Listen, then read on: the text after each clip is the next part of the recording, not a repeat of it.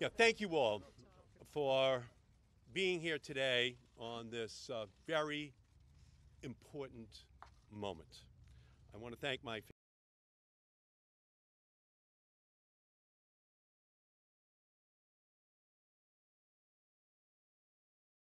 Senate members who are gathered here with many others who have signed on or will be signing on to this history, have the interest of all Americans been so united on a single issue, climate change.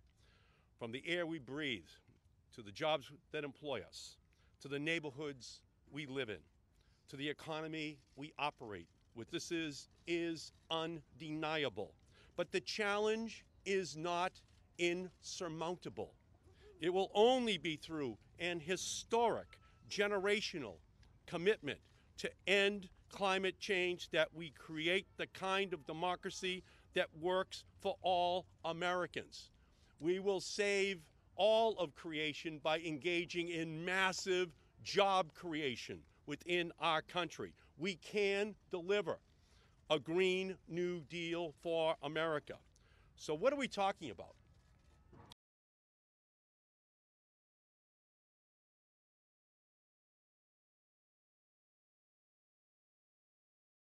We are talking about the greatest blue-collar job creation program in a generation. We are talking about, and we must do it again. We need massive renewable energy deployment, wind, solar, offshore wind, clean cars and manufacturing, and working with key industries to eliminate pollution. Today, we are putting forward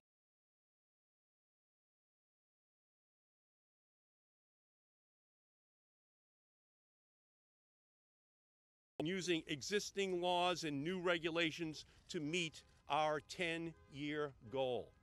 We can create high-quality jobs and enforce labor standards, guarantee rights to retirement security and health care, and conduct inclusive decision-making.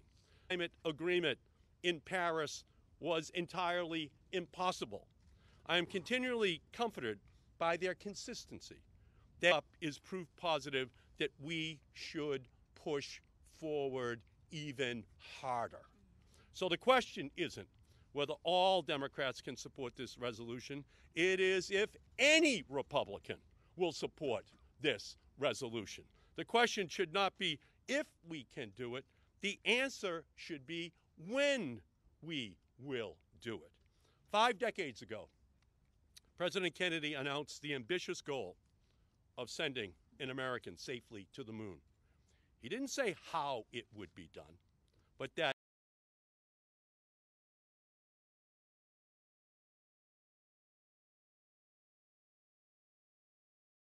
yet, and it would have to be returned safely to Earth within 10 years.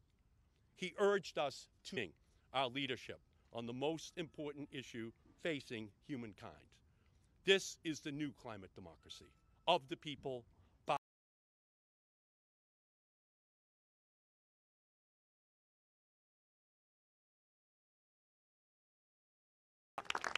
Now, I want to introduce to you my phenomenal partner on this resolution, the great Alexandria Ocasio-Cortez. Country into the future, and we are not going to be dragged behind by our past. I'm so excited by that. I think that today is not just a big day for us as a delegation, us as a party, us as a movement, but this is a big day for activists all over the country and for frontline communities all over the country. Today is a big day for people who have been left behind. Today is a big day for workers in Appalachia, Today is a big day for children that have been breathing dirty air in the South Bronx. Today is a really good day for families who have been enduring the injustices of drinking dirty water, or who have seen their living rooms being flooded in with the waves of rising threats to our way of life, not just as a nation, but as a world. And in order for us to combat that threat, we must be as ambitious and innovative in our solution as possible. So what we are doing today, and in introducing these resolutions here today, is that it's not a bill, it is a resolution. And what this resolution is are not the solution unto itself. There is no justice and there is no combating climate change without addressing what has happened to it as well. That is what this is about. It is comprehensive, it is thoughtful, it is compassionate, and it is extremely economically strategic.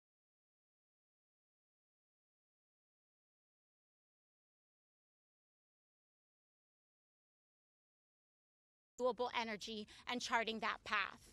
That means that we are not going to peg ourselves by the lowest standards of other nations. It doesn't mean that we're going to say, what about them? They're not doing it. What about them? They're not doing it. Why should we? We scope of this resolution to be so broad and to be so comprehensive, because we are outlining the Green New Deal, and in the spirit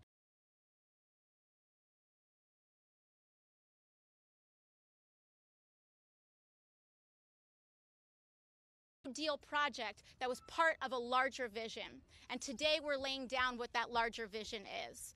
So when people say, what about this? Or what about from one senator? It's going to come from all of our representatives as a country saying, this is what Iowa needs. This is what Virginia needs. This is what Michigan needs. This is what Illinois needs. And this is what New York needs. Because when we have this threat that challenges all of us, the solution is going to take all of us too. So I'm so thankful. I'm thankful again. I want to reiterate my thanks to the activists and advocates. Today, I want to begin with an incredible climate champion, Jeff Merkley. Thank you. Thank you. Wow. I am so excited to be here with these two leaders from our two houses of Congress, working to build a whole coalition inside the House and inside of the more powerful hurricanes assaulting the Southeast, and we see it in dozens and dozens of other issues in between. We know the damage that's being done. We know the damage being done to agriculture, to our farmers in America.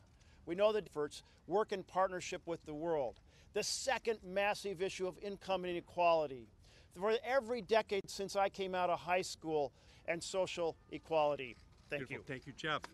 And we're also joined by the top Democrat on the Senate Finance Committee. The energy tax relics of yesteryear into the garbage can and work to put clean energy front and center for a healthier future for Americans from sea. I'm very excited about the support. We'll see, you'll see when we introduce this legislation, we have a very large amount of co-sponsors in the Democratic caucus. We're at over 60 now, 60 original co-sponsors in legislation. No, I think it is a green dream. And I think that it is. And I think that all great American programs, everything from the Great Society to the new... Of the backers of the Green New Deal. And that's what we have here. All issues go through three phases: political education, political activation, political implementation. So you're seeing the beginning of the education and activation phase, and ultimately we're going to have the legislative implementation phase.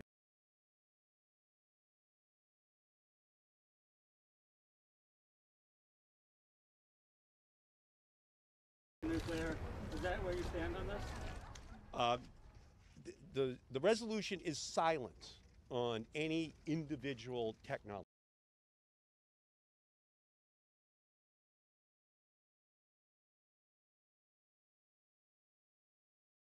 does not have individual prescriptions in it. So it is silent, the resolution itself. So there was a fact sheet that said no nuclear. That is not part of it. And when I do kind of speak to members of the Republican caucus, there are a few issues where they truly believe and express interest in coming together. And in addition to criminal justice reform and infrastructure, which this is in many ways an infrastructure bill as well, is the environment. And we are really starting to see that environmental and climate issues are issues that swing voters decide who they're going to cast.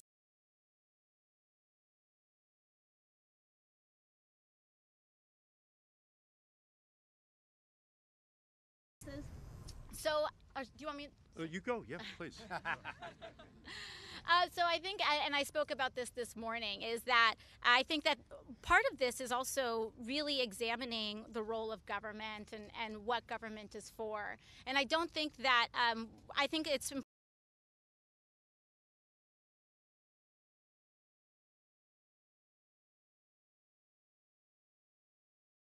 by a tangible increase in that tax that same year. And so so I think that we certainly saw that we certainly see the Republican embrace of that with the tax cut bill, which does not generate economic growth. But I'm looking forward to really communicating that this is an investment. You know, for every $1 that we spend on infrastructure, we get a return on that investment. The renewables, all electric vehicles, that they're getting the same tax rates that the fossil fuel industry has received for the last 100 years. That's a fight worth having, and they might consider that to be a tax increase, but that is something that we are going to try to remove from the tax rolls of our country. Question? Yeah, yes, right here. So, I mean, about a decade ago, you were leading a sweeping movement for cap and trade measure. Yes.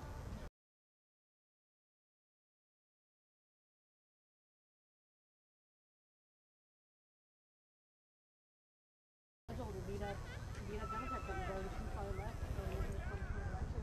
President Congresswoman, do you have any assurance from Speaker Pelosi that this resolution will come to the floor? Okay. The difference between 2009 and 10 and today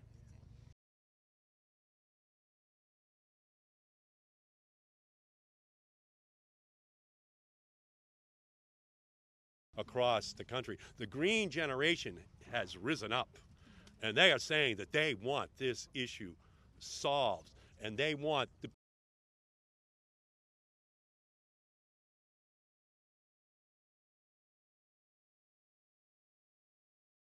as one of the top 2 or 3 issues for every candidate on both sides for them to have to answer. And yes, that was the year the Koch brothers, that was the year Peabody Coal started to pour their millions into trying to create a climate where people did not believe in climate science. We now have the troops, we now have the money, we're ready to fight, okay? And so the difference between 2009 and 10 and today is we now have our army as well.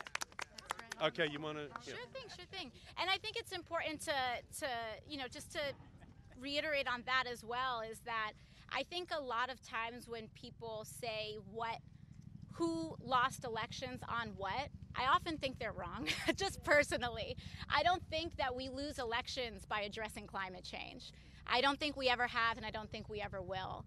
I think that what this is really about is how ambitious we're going to be. And what I sense, at least in some portions of the country, is that people grow frustrated because they don't feel like we're being ambitious enough, and people grow frustrated by half measures and solutions that don't comprehensively and effectively touch their everyday lives. And on the other half of the issue, I want to reiterate what Senator Markey also said earlier, is that Nancy Pelosi is a leader on climate, has always been a leader on climate, and I will not allow our caucus to be divided up by silly notions of whatever narrative. We are in this together. We are 100% in this together.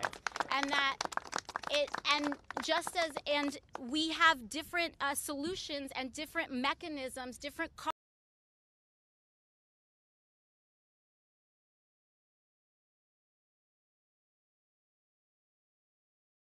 Energy and Commerce Committee. We have the Judiciary Committee that also is going to play a role in so many of these tangential effects. And it's going to take all of us doing it together. And I think that's the really important point to get across, because this issue faces all of us, and we are not going to get divided over it, period. We leave no one behind on our solutions. And we have, by the way, the chairman of the Rules Committee, Jim McGovern, with us, who decides which bills come to the floor of the United States House of Representatives, all right? You don't get more powerful than that. Congresswoman, may I ask a question? Amy from Axios. Amy. Thank you very much. Are you concerned about the fact that this requires a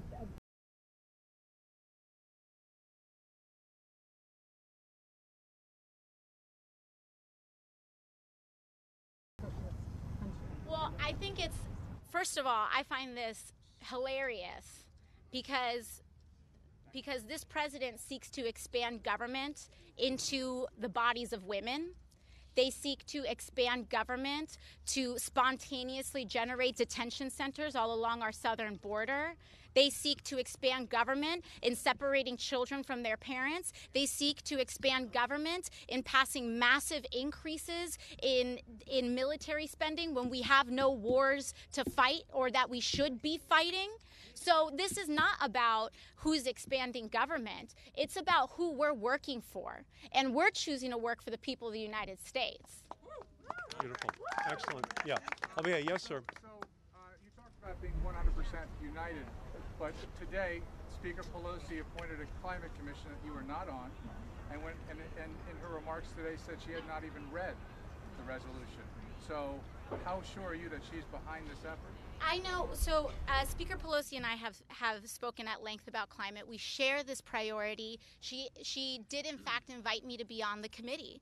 And so I don't think that this is a snub. I don't think that this is anything like that. And we can have the conversation about the committee another day. But today is about the vision that we're putting forward and the actual legislative plan. And that is, right now, this legislative scope is the only legislative scope that has been presented in this Congress. As a follow-up, why did you decide not to serve on the committee?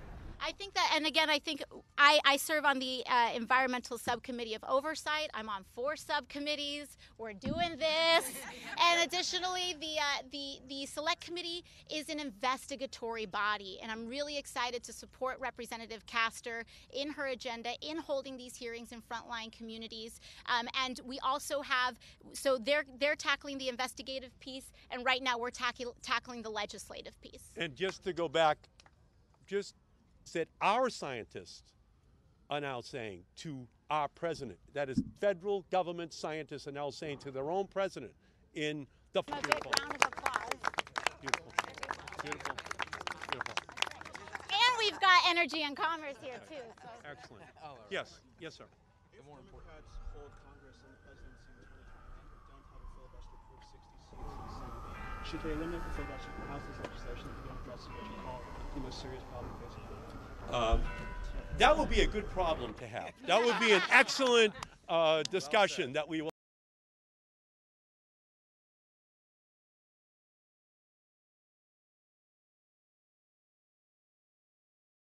To pass it with 60 votes and a supermajority in the House as well. That's what this mobilization is all about. Are you aiming for early 2021 here, or do you hope to have actual legislation done this term? No, I believe that we're going to start in the House to look at all of the options that are available to deal with this issue, and I think we'll start to see bills that are developed. Over on the Senate side, you already heard Ron Wyden talk about Senate Finance in terms of the development of smart ways in which we can advance the renewable energy agenda in our country. So it begins now. Okay, there's a mobilization which has begun. There's a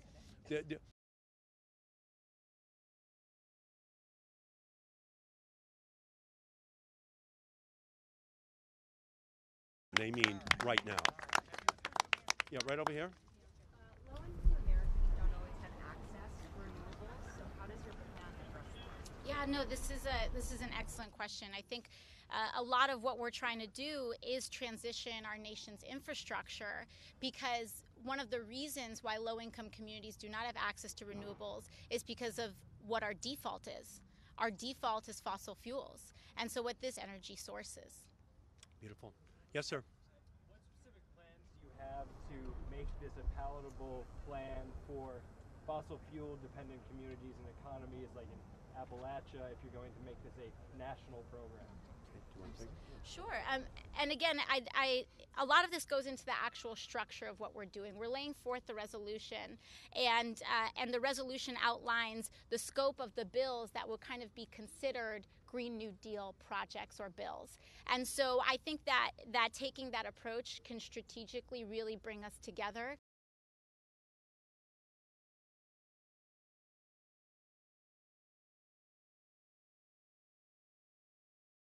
Us from transitioning. So we do, and we are placing the workers in those communities, not the fossil fuel corporations, but the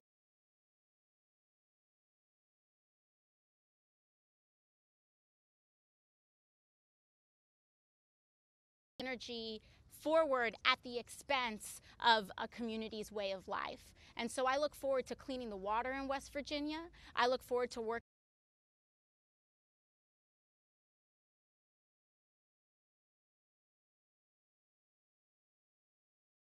get higher, and that they have a sustained way of life.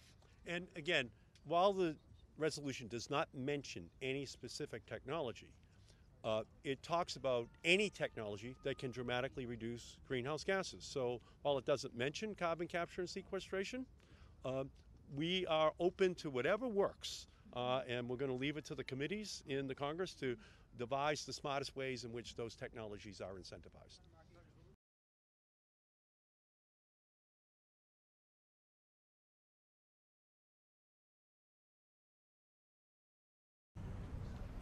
Well, it's pretty clear that in 2010, the Waxman-Markey bill died on the Senate floor, and it never really came to a vote.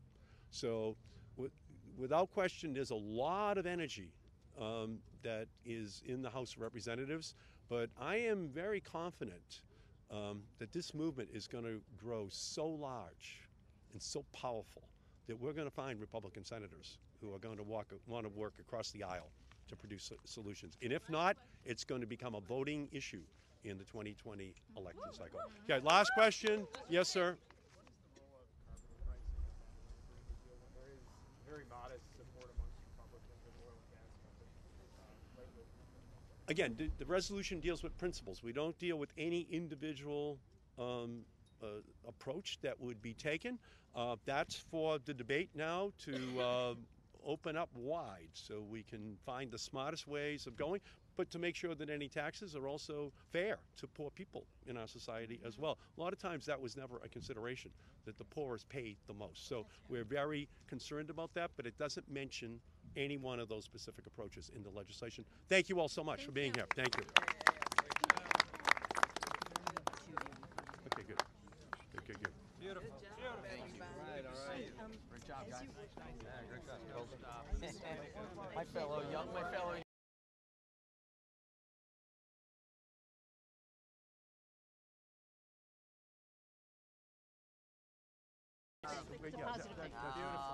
Thank you, man. Proud of you. Thank you. Appreciate it. Let me just thank Alexandria here for a second. Just give me 1 second. Oh my God. How you doing? Thank you. I'm good. Energy and Commerce. Yeah. Vice Chair. Thank you. Here you go. Is Sunrise here? Hey, oh my God.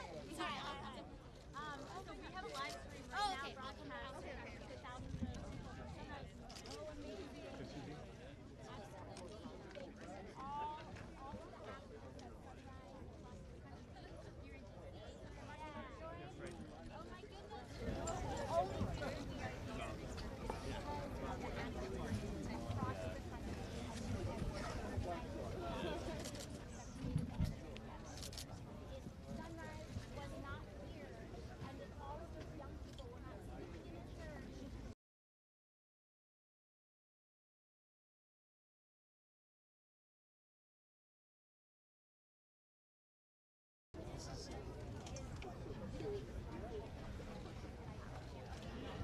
sunrise, phenomenal. I made sure you had a seat up in the gallery when President Trump was giving the State of the Union address. Some people think this is all about sit-ins. It's really about fundraising for good. No one sits down. Everyone's in. Everyone is participating. It's incredible privilege. And we had about 5,000 plus young people tune into a live stream on Tuesday, actually while the State of the Union is happening, who are going to get out in the next week. We have over 600 voices. So thank you for your leadership.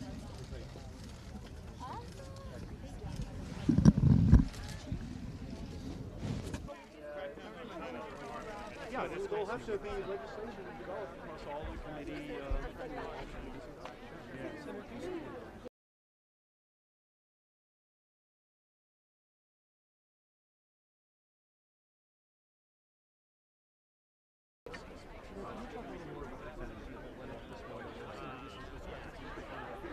Yeah, but that's not the resolution.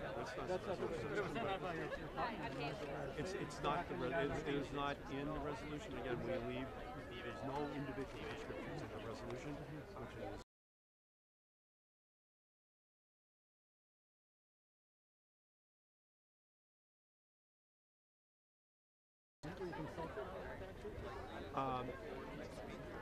I'm familiar with the fact sheet, but again, it's separate from the resolution, all right? And the resolution is.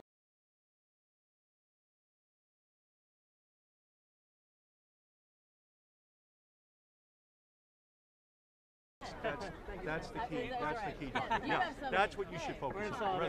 Focus on the resolution. Do you personally disagree with what it said about Again, well, if you want to talk about nuclear power itself, the only way they're right now able to build 2 nuclear power plants.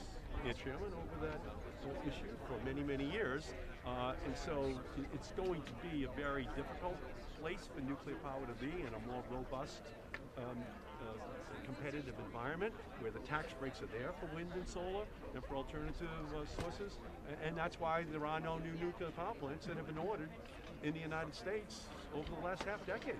It's met its maker in the marketplace. But again, that. And we just added Harper and Cloture. That's 12. Thank you. Yeah, including Senator Sanders and Senator Warren and Senator Gillibrand. They've all signed on. Senator Mark, I know this is your conference, 60 votes, but in the event that you don't shell the White House is on reconciliation. Have you explored how much of the through reconciliation? Again, all legislative options are going to be on the table. Right? We're going to do our best to find the smartest ways of have signed on. Chair Brown. Well, that's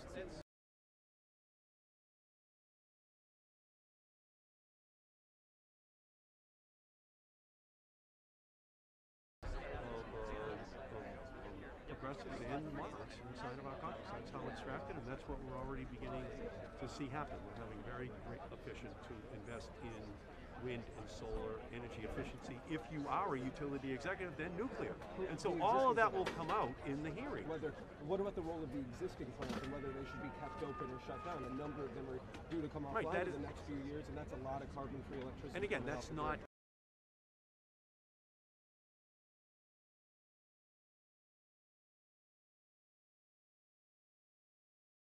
spent $27 billion, and that's, by the way, they're still 4 or 5 years away from completion. So it could wind up at $35 to $40 billion for 2,000 megawatts. I don't know. That's where we are on that issue, and again, as I said, nuclear power has met its maker in the marketplace. It's the most socialistic program in the country. The federal government subsidies of nuclear power is the single most socialistic program we have, and I'm tired of having socialism be guiding. We're not China, we're not France, where the government operates these plants and subsidizes them, okay? And even with the government providing the subsidies, they still can't compete against wind and solar in the marketplace today. 10,000 new megawatts of solar last year, 8 to 10,000 new megawatts of wind, and no new nuclear. If they can do it, do it. But they don't. Right now, we're adding 20,000 megawatts a year of wind and solar, and we're adding no new nuclear, not because of any